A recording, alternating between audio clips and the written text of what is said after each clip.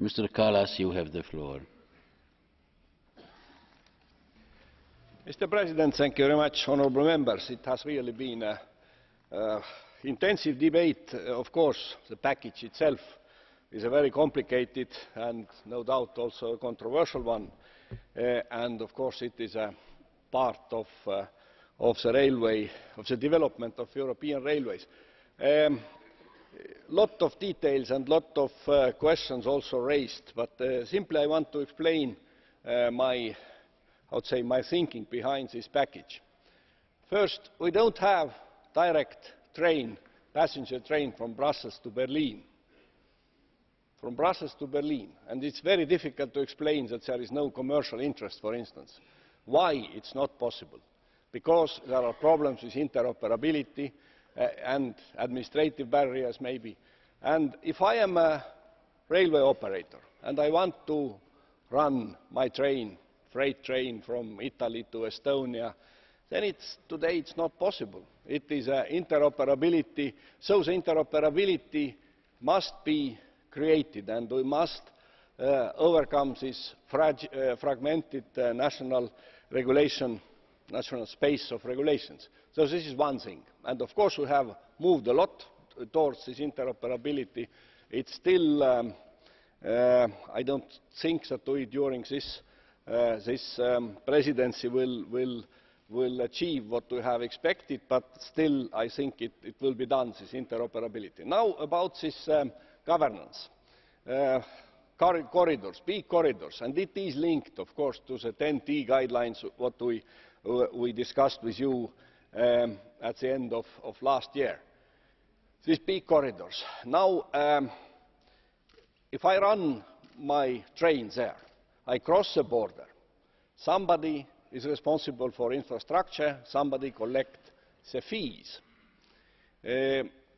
for use of this infrastructure. Where this money goes. I cannot accept that this money can go in the pocket of my competitor.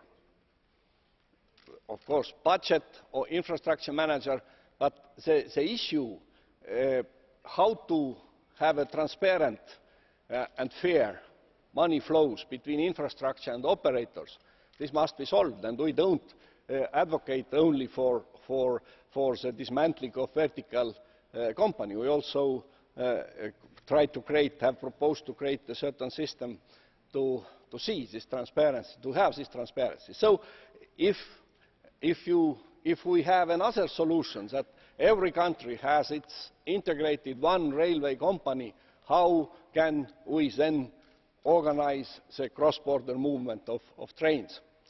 And I want also to say that the 2012 €46 billion was spent for subsidizing railways in Europe, investments and operational support. How do you distribute this money? This is huge money. And is that the only possibility that it must be a direct contract, or should there be some kind of comparison between the different proposals? As taxpayer, I would like to see that the real is the option, or my decision has been the best. And also the employment issue.